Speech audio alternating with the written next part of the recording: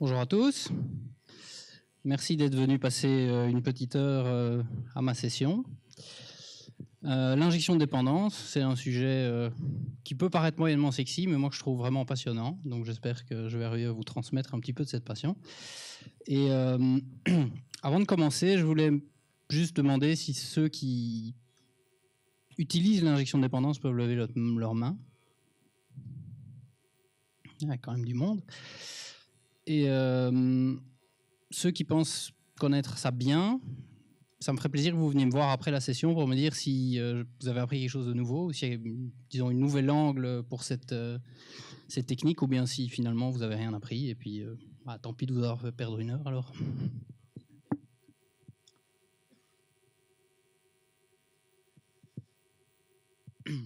Alors, d'abord juste une définition qui est informelle, parce que si vous cherchez un petit peu, vous allez voir que tout le monde n'est pas tout à fait d'accord, mais a priori, il y a une chose sur laquelle tout le monde est d'accord, c'est que l'idée, c'est de fournir à un objet les services dont il a besoin, plutôt que de laisser les créer ou les trouver lui-même.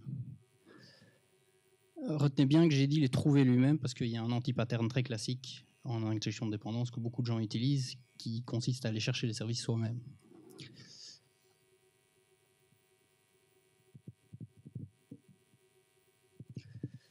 Et donc, on va directement faire une petite démo où je vais faire un exemple extrêmement simple, juste pour illustrer ce que c'est que l'injection de dépendance. Et après ça, on pourra un petit peu discuter de la théorie derrière ça.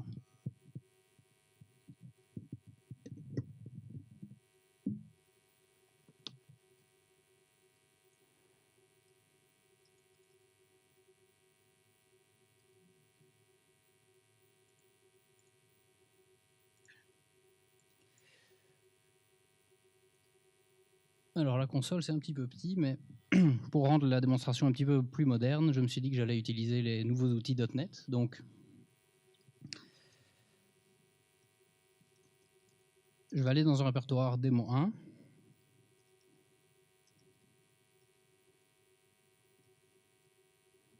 Je vais créer une nouvelle solution. Donc pour ceux qui ne connaissent pas encore l'outil command-line.net, ça permet de faire la plupart des choses que vous pouvez faire dans Visual Studio avec un menu, mais via la ligne de commande. Donc là, j'ai écrit un fichier solution. Puis je peux faire une nouvelle console.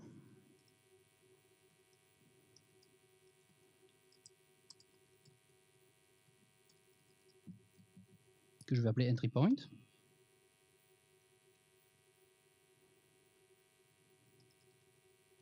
Et puis je vais l'ajouter à ma solution.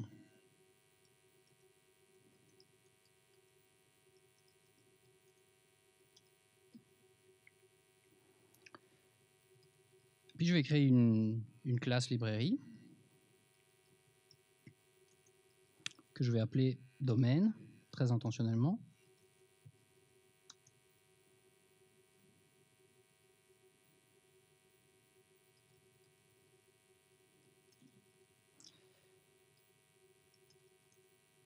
Et je vais l'ajouter à ma solution. Et puis je vais ouvrir Visual Studio.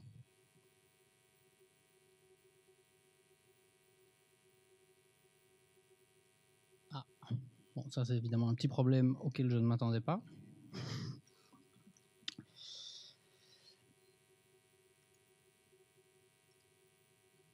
Pas terrible, parce que ça risque de prendre du temps.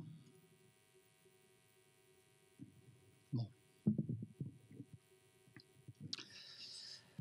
Du coup, je vais repasser au PowerPoint et je vais essayer de prendre un peu d'avance là-dessus. On va juste garder à l'œil ce qui se passe avec Visual Studio, qui n'est toujours pas lancé.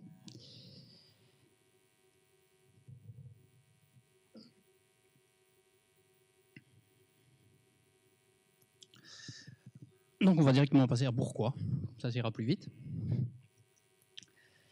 Donc pourquoi est-ce qu'on fait l'injection de dépendance? Alors fondamentalement, on fait ça parce que on veut découpler les composantes de haut niveau et les composantes de bas niveau. C'est un peu toujours la même chose. Donc on veut que les composantes de haut niveau, donc ceux qui contiennent du code métier, c'est-à-dire le code pour lequel vous êtes payé, ne dépendent d'abstraction et non pas d'implémentation. Donc par exemple, quand on parle de stockage, tout le monde pense à une base de données. mais pour du code de haut niveau, c'est un détail. Où est-ce que vous stockez? Ça n'a pas d'importance pour le code de haut niveau. Donc ce qu'on veut, c'est que le code de haut niveau dépende d'abstraction. Et quand on dit abstraction en C#, on parle d'interface, de classe abstraite ou de delegate. Et en fait, ce que permet l'orienté objet pour ça, c'est de séparer le flow de dépendance du flow d'exécution.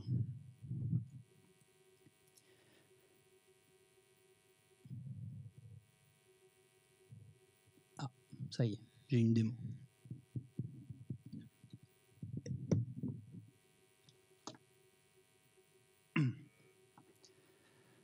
Donc, ce que je vais faire ici, c'est que j'ai simplement une petite console que je vais lancer juste pour vérifier.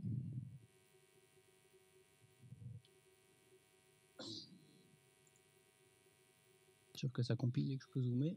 Voilà.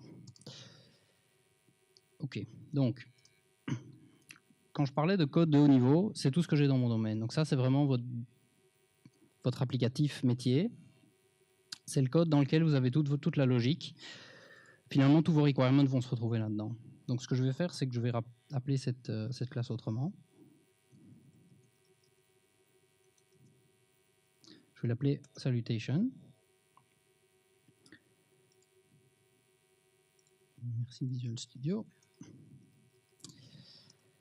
Et je vais avoir une méthode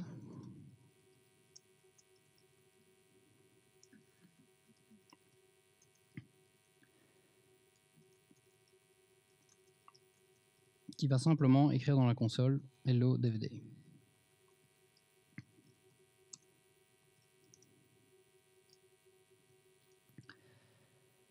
Ce que je vais faire, c'est que je vais référencer mon domaine dans mon application de démarrage. Alors, je l'ai appelé très intentionnellement entry point pour signifier que c'est le point d'entrée de votre programme. Il y a toujours un point d'entrée dans votre programme, que ce soit un contrôleur MVC ou une application console ou une interface utilisateur, vous avez toujours un point d'entrée. Le point d'entrée de votre programme, c'est finalement l'endroit le plus, entre guillemets, sale, c'est celui qui connaît tous les détails. Donc ce que je vais faire ici,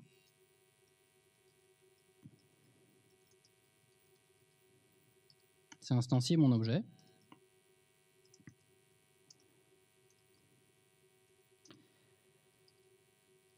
Et l'appeler. Donc je relance mon application.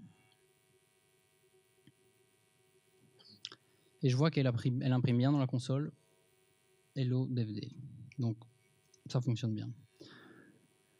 Ce que cet exemple illustre, c'est qu'on a un gros problème dans le domaine, c'est qu'on fait directement référence à la console. Donc ça veut dire que d'un point de vue solide, on a mixé la production d'une string, qui est ici, qui est finalement mon code métier, avec l'endroit où je veux l'imprimer.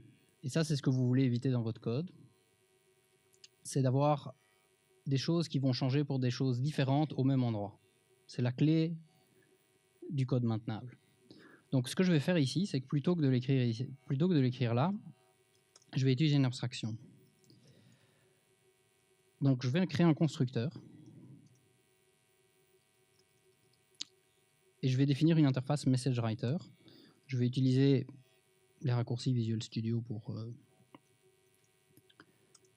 rendre ça plus facile. Vous voyez qu'il a immédiatement créé un champ ici, et je vais ajouter une nouvelle interface qui s'appelle MessageWriter, que je vais mettre dans un nouveau fichier. Je vais l'avoir ici. Et plutôt que d'écrire dans la console,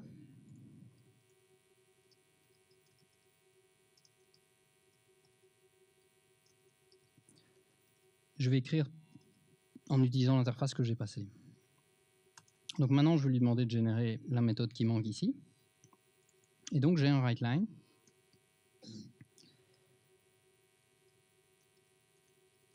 Et j'ai une interface. Donc maintenant, ma classe ne dépend plus de la console, elle dépend d'une interface MessageWriter. Il y a quelque chose d'autre qu'il faut retenir absolument ici, c'est que cette interface a été définie dans le domaine. Donc l'interface appartient au client, pas à celui qui l'implémente. Ça, c'est crucial aussi pour les dépendances. Donc, le MessageWriter est défini dans le projet domaine. Finalement, c'est assez logique. L'objet salutation, qui est votre objet métier, il vous dit littéralement ce qu'il a besoin pour pouvoir fonctionner. Donc il vous dit, vous devez me fournir une implémentation de iMessageWriter dans laquelle je vais écrire, et c'est à vous de choisir où vous voulez que j'écrive. Donc pour ça, on va avoir besoin d'un nouveau projet.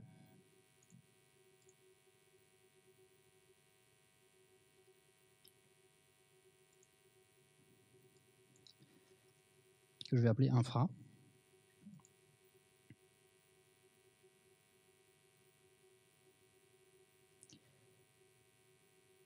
Et dans le projet infra, je vais pouvoir implémenter cette iMessageWriter. Donc le projet infra a une référence directe vers le projet domaine.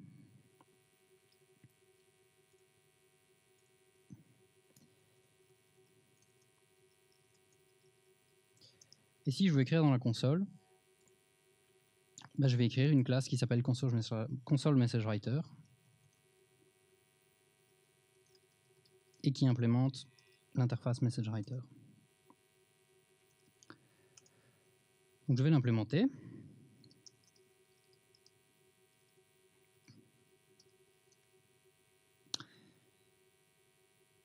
Et maintenant que j'ai cette implémentation, si on tourne dans mon point d'entrée, suite à mes changements précédents, on voit que la classe salutation ne compile plus parce qu'il y a un paramètre dans le constructeur. C'est de nouveau important. Il faut que votre constructeur exprime très clairement ce qu'il a besoin. Donc ici, on voit que j'ai besoin d'un MessageWriter. Et je sais que j'en ai un qui est dans la classe infra.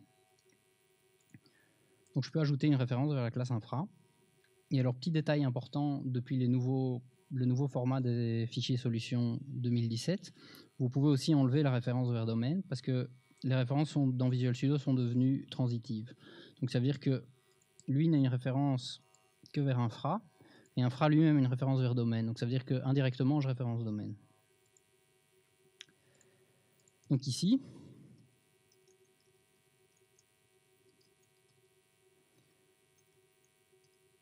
je peux aller chercher ma classe console MessageWriter qui est dans infra et la donner à salutation.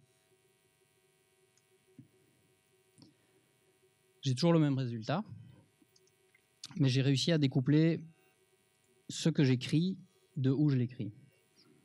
Maintenant, un simple exemple pour montrer l'extensibilité, c'est que je peux rajouter une classe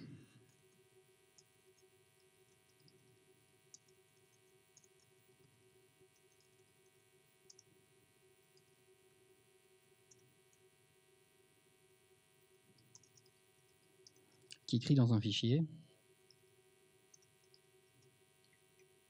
Et je peux lui dire append all lines dans un fichier. Donc, je vais avoir besoin d'un nom de fichier que je vais pouvoir passer. Et ici, je vais simplement donner un nouveau. Je vais mettre ça à la ligne pour que ce soit plus clair.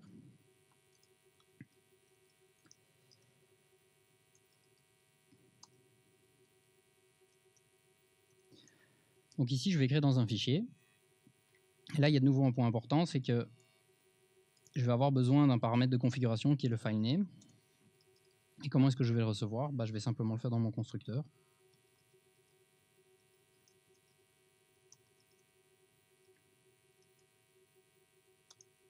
Le mettre dans un champ.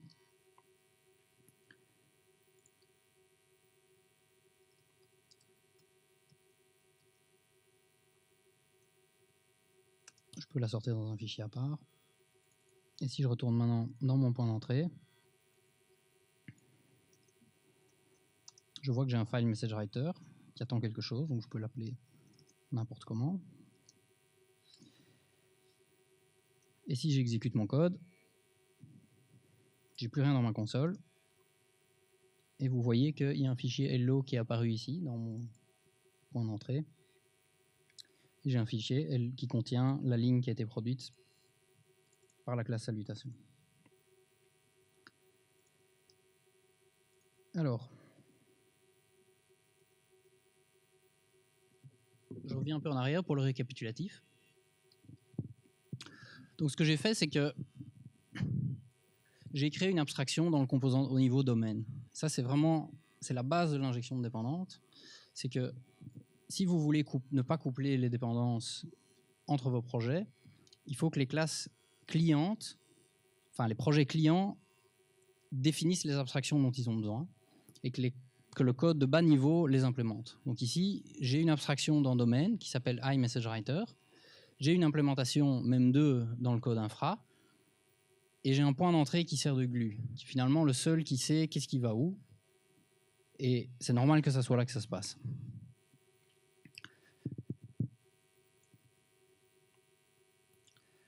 Donc, comme j'ai dit précédemment, le but, c'est de découpler les composants de haut niveau des composants de bas niveau. Ce qu'on veut, c'est que le flow de dépendance soit en fait différent du flow d'exécution. Et donc, pour illustrer ça, c'est mon flow d'exécution.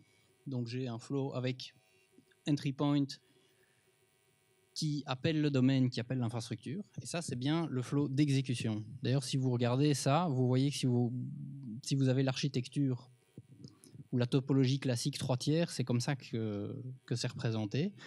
On définit chaque couche en disant chaque couche ne peut dépendre que de la couche en dessous d'elle. Et si vous regardez ça, vous voyez que votre domaine, qui est votre code métier, va dépendre de votre couche de stockage de données, ce qui n'est pas du tout une bonne idée. Donc ça, c'est mon flow d'exécution. Alors qu'en fait, dans mon code, les dépendances sont telles quelles. Donc le point d'entrée dépend de l'infrastructure et l'infrastructure dépend du domaine. Donc le point d'entrée dépend indirectement du domaine. Mais donc vous voyez que le domaine, lui, dépend de rien du tout. Et c'est vraiment ça que vous voulez dans vos applications, c'est avoir un domaine qui ne dépend pas de quoi que ce soit de technique. Il ne sait pas où sont stockées les données, il ne sait pas où sont affichées les données.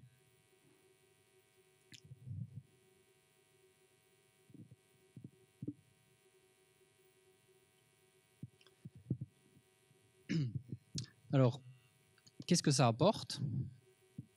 Ça apporte l'extensibilité. Parce que si vous dépendez d'abstraction, vous pouvez faire de la substitution. J'ai donné un exemple extrêmement simple de substitution en montrant que je pouvais remplacer l'écriture dans une console dans l'écriture dans un fichier. C'est juste une démo et un exemple, mais fondamentalement, c'est ça que vous voulez. Si vous avez du code extensible, il est naturellement plus facile à maintenir parce que vous avez découplé les choses qui changent pour des raisons différentes. En fait, fondamentalement, ce que vous voulez, c'est avoir des projets qui sont regroupés par catégories et qui ont un axe de changement similaire. Donc, je veux que mon code business se concentre sur ce qu'il a à faire, c'est-à-dire par exemple produire une string, et je veux que mon code infrastructure se charge de mettre cette string quelque part. Il y a beaucoup de chances qu'on vous demande d'un jour d'écrire cette string ailleurs, et vous ne voulez pas aller modifier votre code business pour ça. Donc c'est vraiment ça la clé, c'est regrouper les changements aux mêmes endroits.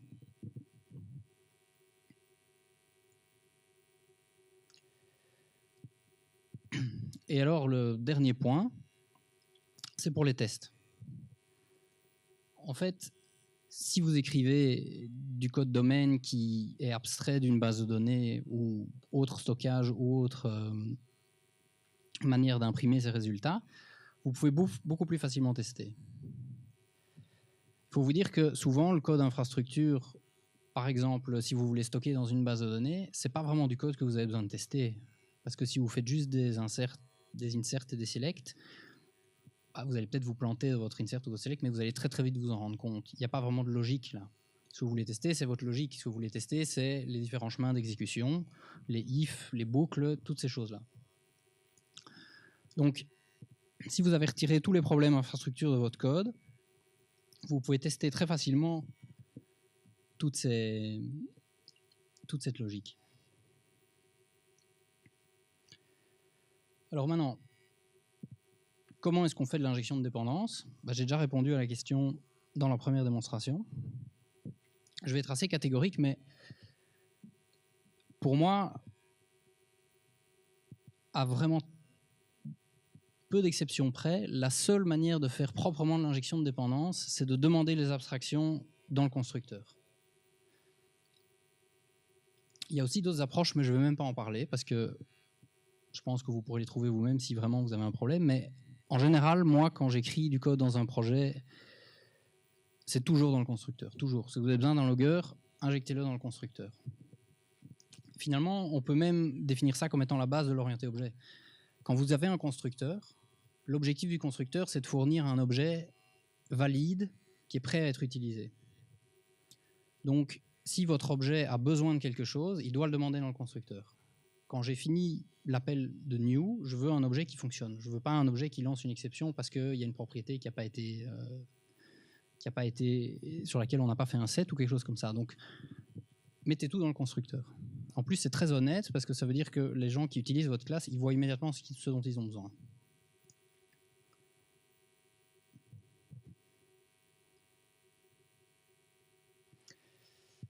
Et donc maintenant, je vais faire une deuxième démonstration un petit peu plus longue avec une application ASP.NET Core où on va mettre ça en pratique.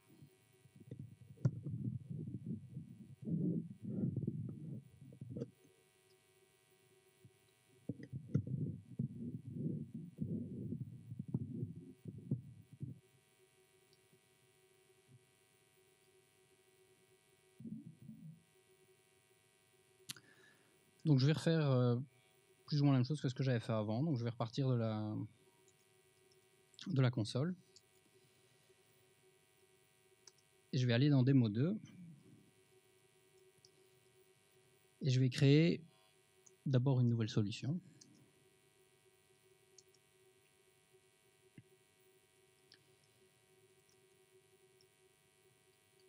Et puis je vais créer, selon le template Web API, donc c'est juste une petite application avec des contrôleurs, une application appelée Web App qui sera en fait mon point d'entrée.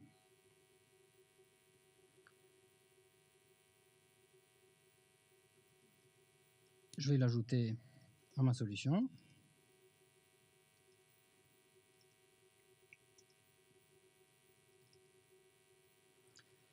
Et puis je vais refaire la même chose. Une classe libre appelée domaine.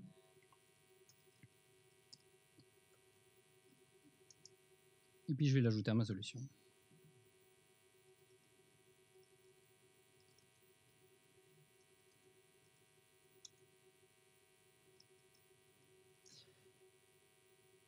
Et j'espère que Visual Studio démarrera plus vite cette fois-ci. OK. Donc, ce que je vais faire ici, c'est que je vais faire simplement une petite web app ASP.NET Core qui va appeler mon domaine, qui va produire simplement une petite quote qu'on va afficher. Et puis, j'ajouterai l'infrastructure après pour lier ça à un vrai service. Donc, j'ai ma web app ici qui contient un contrôleur. Et donc, la première chose que je vais faire, c'est modifier ce contrôleur. Je vais commencer par le renommer. Je vais l'appeler quotes controller.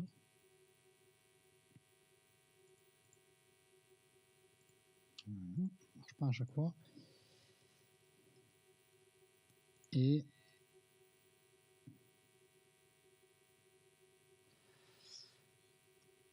je vais retirer tout ce qu'il y a dedans. Je vais juste laisser un seul get qui va renvoyer une string. Comme vous voyez, je le fais directement dans une task.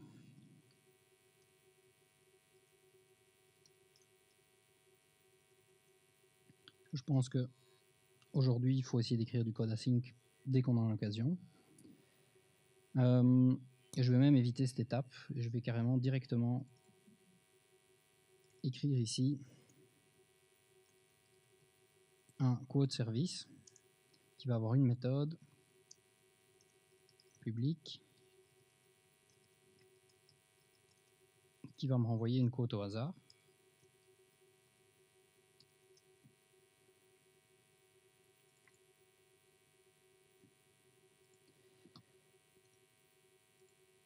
Et dans ma web app, je vais dépendre de mon domaine pour aller chercher le quote service qui n'a pas été renommé par Visual Studio.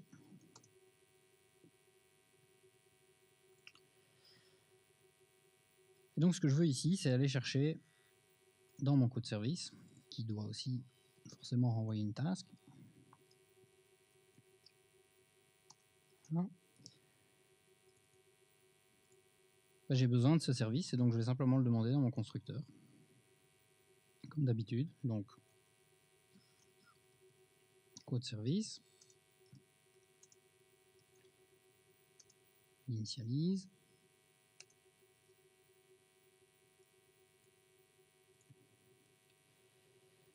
et ici,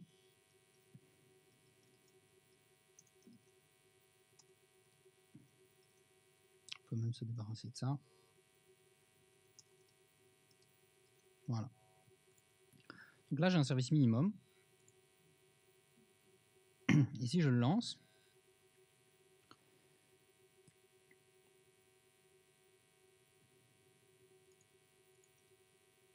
pour ceux qui ont déjà l'habitude, vous allez peut-être savoir ce qui va se passer. Donc, j'ai besoin d'un task from result ici.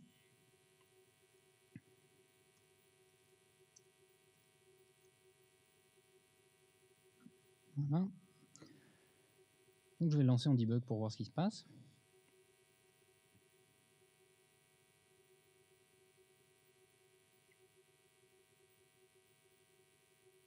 Attendre qu'il lance la machine.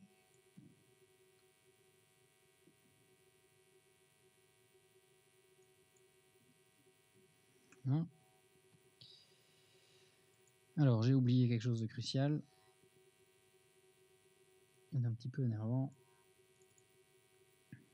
C'est un fichier de propriété ici dans lequel il faut lui dire de ne pas lancer le browser.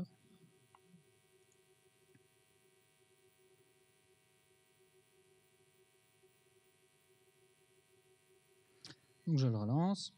Il lance quand même le browser. Bref. Je vois que le port c'est 56 359. Et donc j'ai préparé Postman dans lequel je vais aller chercher 56 359. Voilà. Et j'ai immédiatement une erreur. Alors pourquoi est-ce que j'ai une erreur intentionnelle? Je ne sais pas si vous le voyez là, mais il y a une ligne qui dit Unable to resolve service, domain code service. En fait, ce qui se passe ici, c'est que quand j'ai écrit mon contrôleur, j'ai mis dans le constructeur que je voulais un code service. Tout ça, c'est géré par ASP.NET Core. Mais il manque en fait la GLUE qui est de lui dire où est ce code service. Donc ça,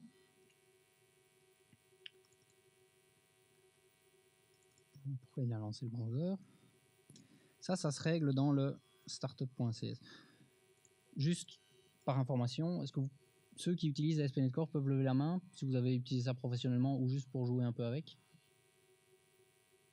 Ok, ça va. Donc ici, en fait, dans mon startup, j'ai un service collection qui sert de container. Et donc, ici, en fait, je peux enregistrer des services. Quand je dis enregistrer un service, tout ce que ça veut dire, c'est de prévenir à ASP.NET Core que cette classe peut être demandée par des contrôleurs ou autres. Et que donc, il doit la connaître pour pouvoir instancier le contrôleur au moment de la requête. Donc maintenant que j'ai fait ça, si je relance mon application, qui ne devrait plus relancer le browser cette fois-ci,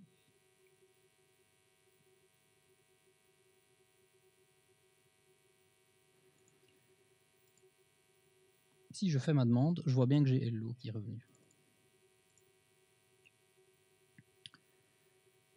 Donc, la première étape ici est faite. Maintenant, ce qui me manque finalement, c'est l'infrastructure. Et comme on l'a vu précédemment, ce que je vais définir ici, c'est une interface que je vais appeler code provider.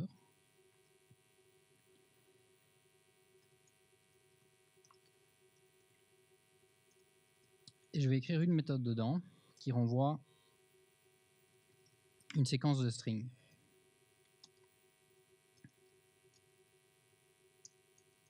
Get all quotes. Voilà. Ensuite, je vais le bouger dans un autre fichier. Il manque toujours le using. Et donc, ce que je vais faire ici, c'est que je vais appliquer la même chose. Je vais dire, mon quote service, il a besoin de un iQuotes provider.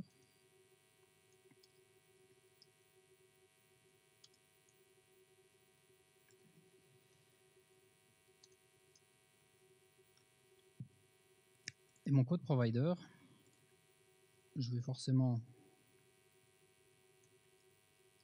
me faire envoyer une task aussi.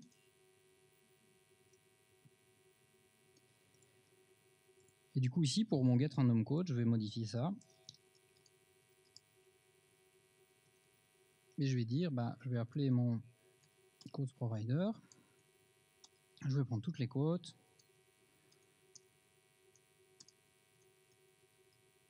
Je vais faire tout array, comme ça.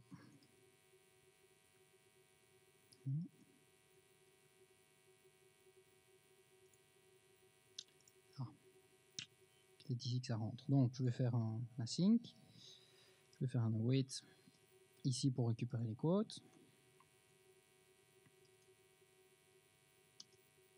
Ajouter systemlink pour avoir tout array. Et maintenant, je peux renvoyer une quote au hasard. Donc je peux aller chercher dans quotes.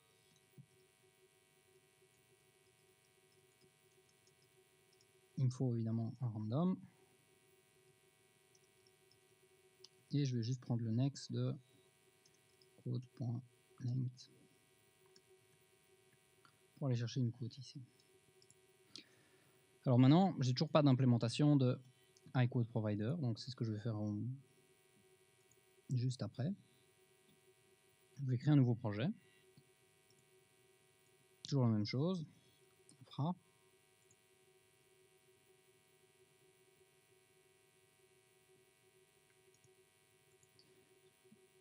Et je vais ajouter une référence vers domaine.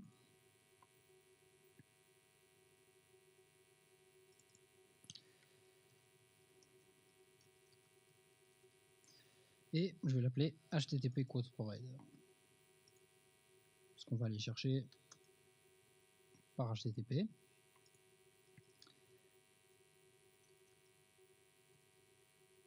Et il implémente forcément iQuote Provider. Donc maintenant que j'ai ça, je vais l'implémenter.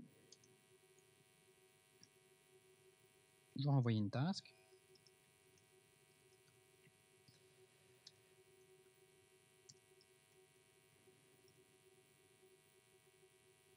Et je vais simplement créer un tableau.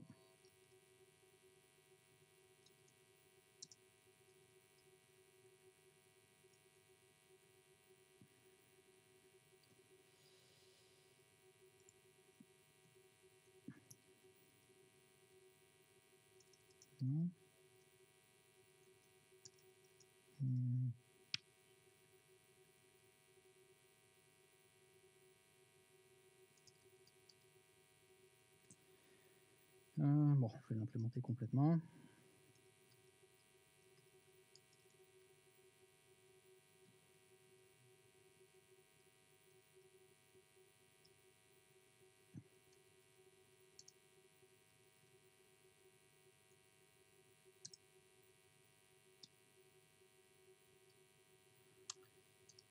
Il manque.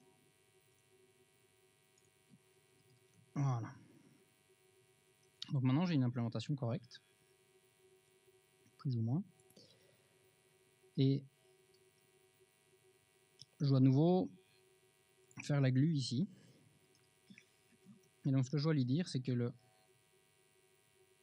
quote provider, il est implémenté par le HTTP quote provider, qui lui est dans infra. Donc je peux ajouter la dépendance vers infra et retirer celle vers domaine vu qu'elles sont transitives. Et ici, il devrait me proposer une référence vers infra. Voilà.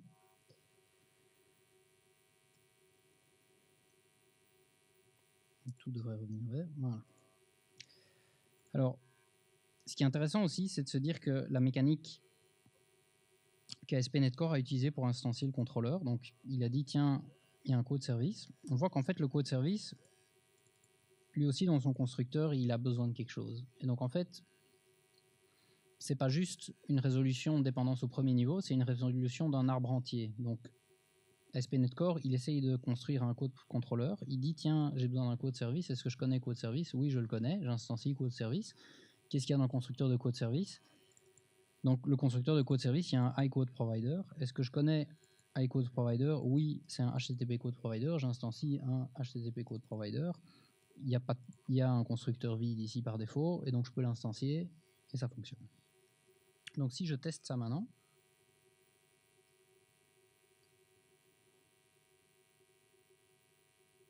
ça devrait fonctionner, et je vais recevoir au hasard one ou two, selon.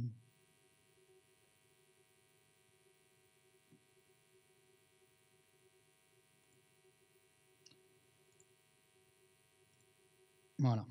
Donc on voit qu'ici, j'ai bien un résultat aléatoire à chaque fois. Et ce que j'essaye aussi de montrer dans cette petite démo, c'est que là, j'ai écrit toute mon application sans encore faire un seul appel vers le vrai service. Donc tout ce que j'ai écrit ici, je peux le tester très facilement. J'ai pas besoin d'appeler le vrai service pour l'instant. Mais on va appeler le vrai service. Et donc le vrai service, juste par curiosité, j'ai écrit un petit service Node dans un Docker ici, que je vais appeler. Donc si je l'essaye ici,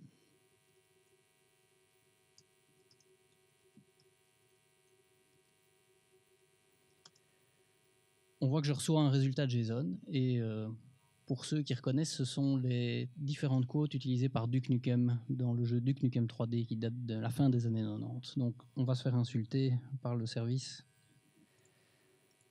Et donc ce que j'ai besoin ici, c'est simplement d'avoir un HTTP client qui va le chercher. Donc pour faciliter ça, je peux aussi essayer avec Postman, juste pour avoir l'endroit où je dois aller, donc l'URI. Et donc plutôt que de faire ça, je vais faire un HTTP client.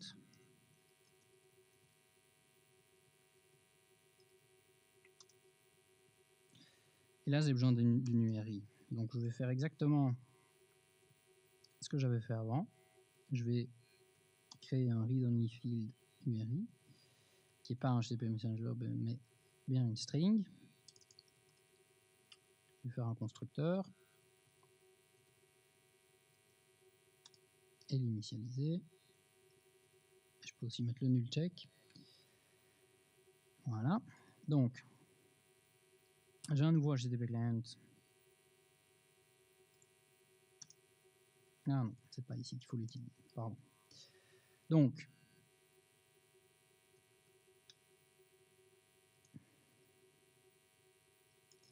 je vais appeler mon client, donc HTTP client. Il y a un overload getString async dans lequel je peux donner mon URI pour aller chercher ça. Comme c'est un getString async, ça veut dire que je passe ma méthode en async. C'est aussi là que vous pouvez voir à quel point, quand on dit que async est contagieux, il est remonté jusqu'à mon contrôleur. Et maintenant, il faut que je le désérialise.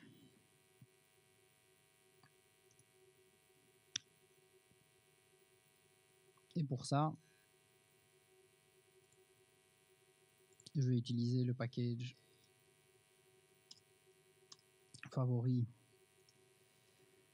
qui est newtonsoft.json en version 10.03. Voilà. Aussi, avantage de ce nouveau format projet, c'est de pouvoir éditer directement le CSproj. Et donc maintenant, il faut que je désérialise dans un objet. Donc je vais créer une petite classe ici que je vais appeler content. Je peux faire quelque chose comme ça. Quote. Il faut que ça corresponde à quote qui est ici. C'est le même nom pour qu'il le retrouve. Donc, get set. Oups. Donc le content c'est JSON convert. JSON convert point deserialize object content de la string que j'avais reçue. Et maintenant je peux simplement faire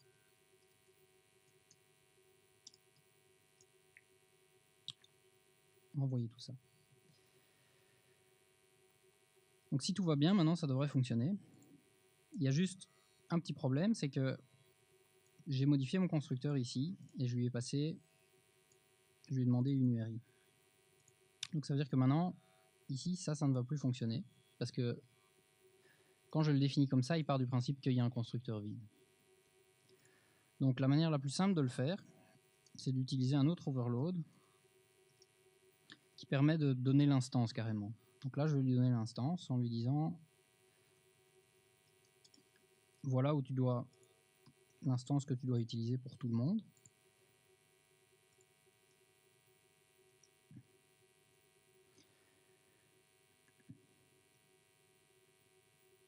Et si je lance mon application maintenant, si j'ai rien oublié,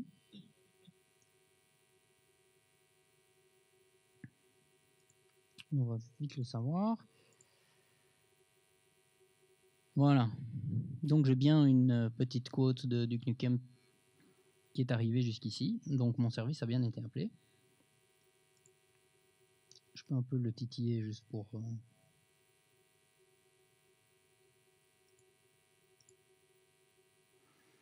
C'est un peu lent ça. Ok, donc là, ça fonctionne. Maintenant, il y a quand même quelque chose qu'on pourrait faire, c'est ici, ça serait pas mal de loguer qu'on fait un appel HTTP. Donc là, je vais utiliser ce que ASP.NET Core fournit, c'est l'injection automatique de logger. Et donc pour ça, j'ai besoin d'une référence vers Microsoft Extension Logging Abstraction. Donc là, j'ai un logger.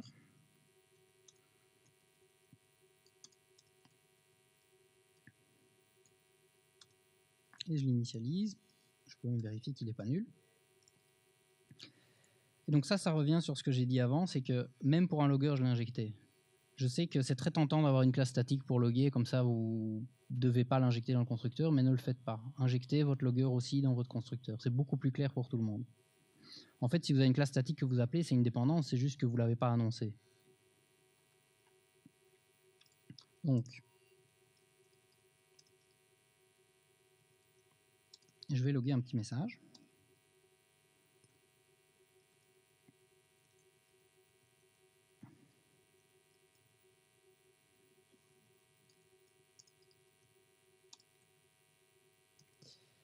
Voilà. Et maintenant, le dernier détail pour que ça fonctionne, c'est qu'il faut configurer le logging proprement. Ça peut se faire dans le App Settings. On voit que le niveau par défaut, c'est Warning. Et moi, ce que je voudrais, c'est que tout ce qui vient de infra, ça soit information.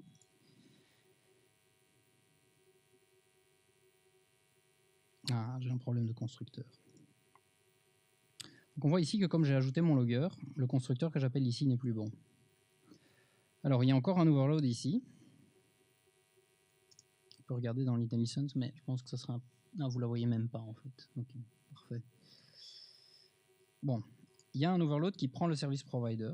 Donc le service provider, c'est la machinerie qui est capable de faire un resolve en fait là-dessus, donc de dire tiens pour telle abstraction, c'est telle implémentation. Donc ce que je peux faire ici, c'est lui dire bah je vais faire un new HTTP code provider et pour le logger, je vais demander au service provider de me fournir un logger. Si vous n'êtes pas familier avec l'injection de dépendance, ça peut paraître un peu barbare, mais comme on est dans le point d'entrée de nouveau, tout est permis.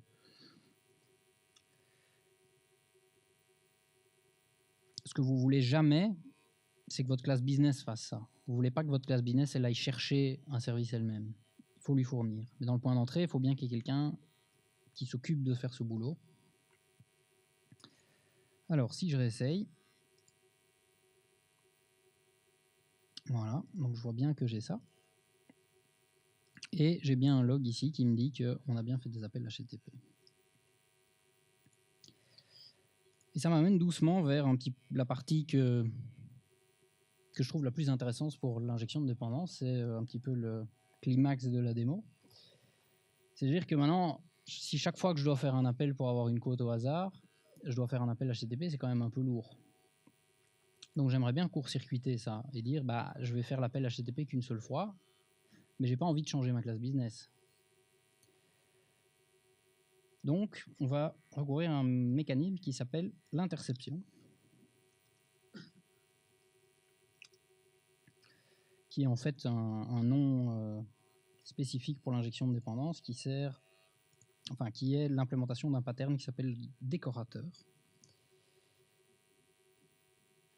que vous connaissez peut-être. Donc je vais l'appeler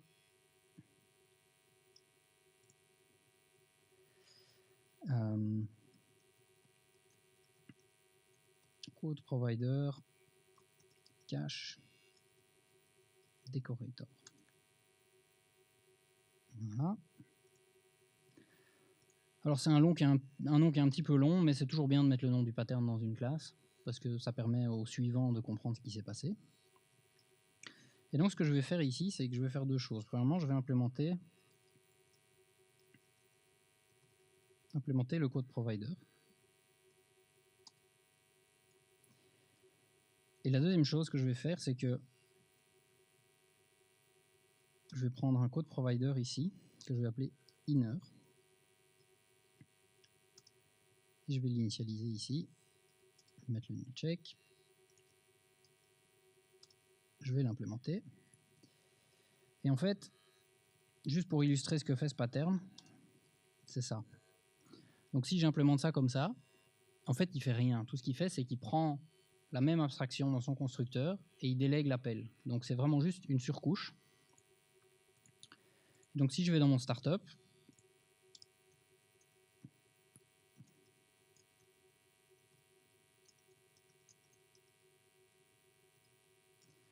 je peux le créer comme ça,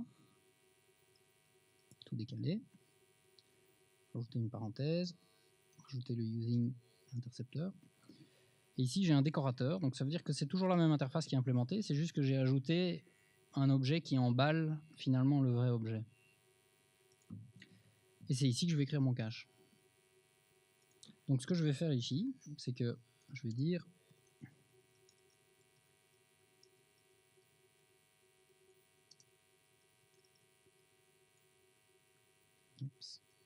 deuxième égal.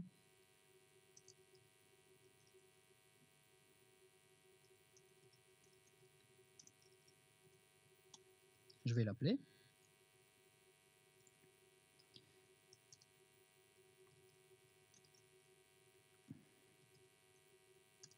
Et donc là, j'implémente un mécanisme de caching bête et méchant.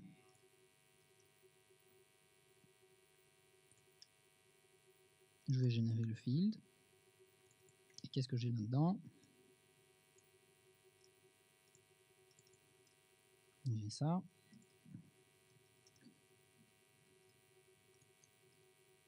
J'ajoute mon await. Ici, maintenant, je lance mon application.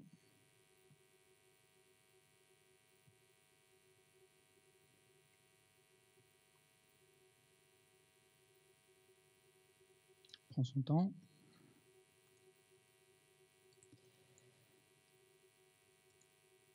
J'ai fait une requête et on voit derrière que il y a bien un appel HTTP qui a été fait. Et puis à partir de maintenant, je peux faire autant de requêtes que je veux. Vous voyez que ça va déjà plus vite. Et il n'y a plus une seule requête HTTP qui est faite. Alors vous auriez pu le faire directement ici. Vous auriez pu le faire directement ici.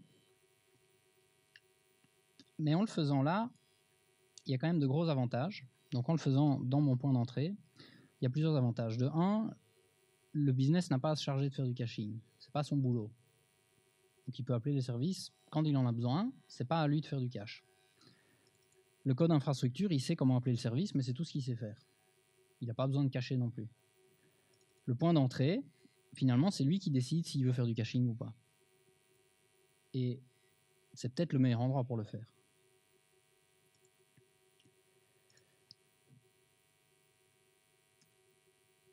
Donc, pour récapituler cette démonstration, j'ai un point d'entrée web app, qui est finalement par là que je commence à écrire mon application, mais ça ne veut pas dire que c'est là que je vais écrire mon code business. Si vous avez remarqué, ce que j'ai mis là-dedans, c'est vraiment du code très technique. C'est un contrôleur qui ne fait rien d'autre qu'appeler un service qui est dans le domaine. Et à part ça, il y a des fichiers de configuration pour le logging et la mise en place, c'est-à-dire l'endroit où on enregistre tous les services en disant telle abstraction, c'est telle implémentation. Ensuite, j'ai ma logique de haut niveau, qui est finalement la valeur ajoutée de ce que je fais, c'est-à-dire ma classe, tout ce qui est dans le domaine, qui finalement, lui, ne fait qu'appeler un service infrastructure, mais on peut imaginer qu'on va faire quelque chose avec ces données avant de les renvoyer vers web app. Et c'est là que j'ai créé une abstraction qui sert à récupérer les données. Et finalement, j'ai implémenté cette abstraction dans l'infrastructure. Et c'est à cet endroit-là que je sais que je vais appeler un service web. Si maintenant vous me dites que ces quotes, vous allez mettre dans une base de données, il y a une seule classe à écrire et tout le reste, ça continue à fonctionner tel quel. Vous pouvez le faire à partir d'un fichier, quoi que vous vouliez. Et ensuite, pour montrer aussi quelle est la valeur ajoutée d'un point de vue extensibilité, c'est que j'ai ajouté un intercepteur qui permet de mémoriser les données et qui permet d'éviter de faire l'appel plusieurs fois au cache. Pourquoi est-ce que je l'ai fait dans le point d'entrée ? Quand je vous dis que je veux faire un appel HTTP, je fais un appel HTTP, peut-être que les données ne vont pas être modifiées, mais c'est le point d'entrée qui va savoir ça. Si maintenant vous me dites c'est dans une base de données et il y a des nouvelles quotes où elles sont modifiées toutes les 6 secondes, je vais changer le cache dans mon point d'entrée en disant on va rafraîchir toutes les 6 secondes et puis c'est bon. Finalement, le point d'entrée, c'est là que vous avez l'intelligence et c'est là que vous avez toutes les données qu'il faut vu que vous composez votre application à cet endroit-là.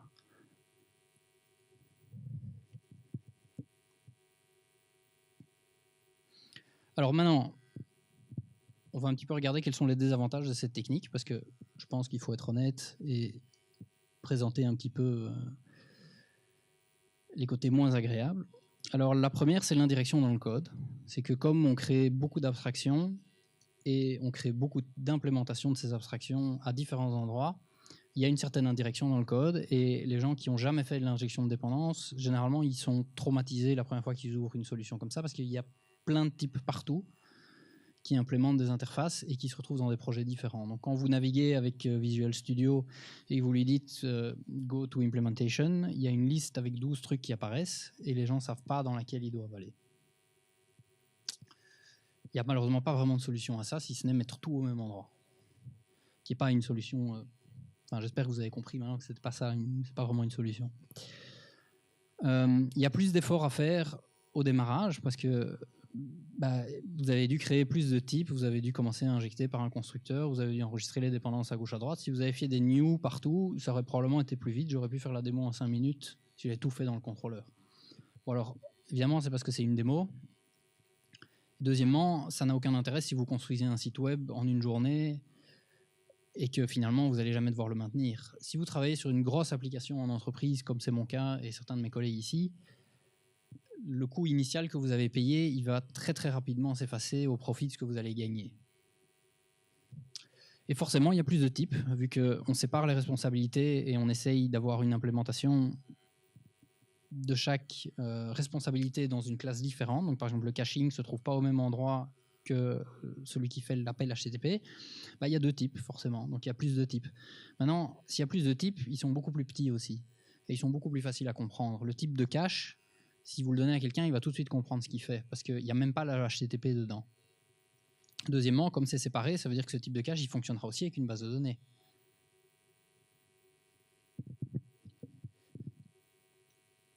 pense que je suis au bout. Alors, je vais très rapidement parler vraiment de deux anti-patterns, parce qu'il faut que je le dise, sinon c'est pas complet. Alors d'abord, il y a le service locator, qui est une grosse classe statique sur laquelle vous allez faire un appel en disant « je veux récupérer un service ». Et donc en gros, le deuxième pattern, c'est la même chose. L'idée, c'est que vous voulez avoir des constructeurs dans lesquels vous ne passez pas vos services, parce que vous n'avez pas envie. Ou bien vous trouvez que pour tester, c'est sympa de pouvoir les injecter, mais pour le code de production, c'est quand même un peu chiant de devoir passer... Donc, ça, c'est deux patterns. Le premier, c'est d'utiliser une classe statique qui récupère les services pour vous. Et le deuxième, c'est d'avoir des constructeurs, un qui n'a pas de paramètres et l'autre qui a des paramètres. Et celui qui n'a pas de paramètres, il instancie lui-même les dépendances. Ça veut dire que vous avez foutu en l'air le graphe de dépendance, parce que ça veut dire que tout d'un coup, vous dépendez d'implémentation. Et dans le premier cas, en fait, vous dépendez d'une classe statique. Donc, vous avez voulu pas avoir de dépendance dans votre constructeur, et en échange, vous avez une dépendance vers une classe statique. C'est assez ironique.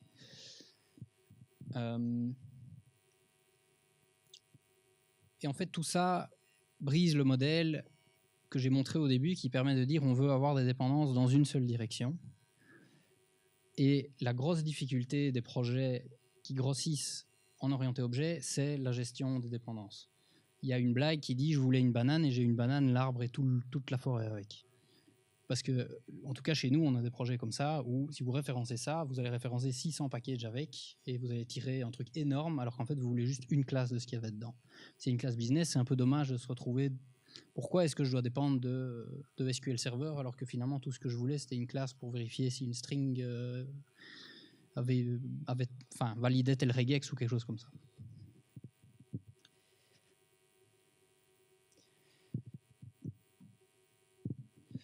Alors, simplement un résumé. Donc la définition, ce que vous voulez, c'est que vos objets, dans le constructeur, déclarent ce dont ils ont besoin et que ce ne soit pas vos objets qui instancient ces classes. Donc un objet doit demander ce dont il a besoin.